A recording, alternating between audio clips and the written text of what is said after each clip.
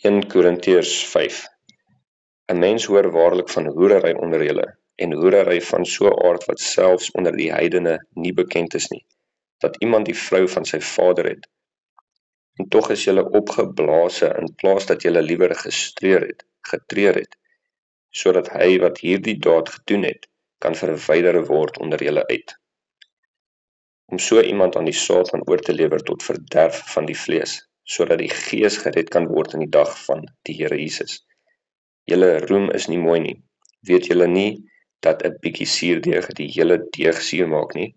Suiwer dan die ou suurdeeg uit, sodat julle 'n nuwe deeg kan wees, soos julle inderdaad ongesuurd is, want ook ons paaslam is vir ons geslag, naamlik Christus. Laat ons dan fees vier, nie met die ou suurdeeg of met die suurdeeg van ondeug en boosheid nie, maar met die ongesuurde brode van reinheid en waarheid. Ek het julle in my brief geskrywe om nie met hoereerders om te gaan nie. Dit wil sê, nie die hoereerders van hierdie wêreld, of die gierigaards, of verrowers, of afgodedieners, of in die algemeen nie, want dan sou julle uit die wêreld moet uitgaan.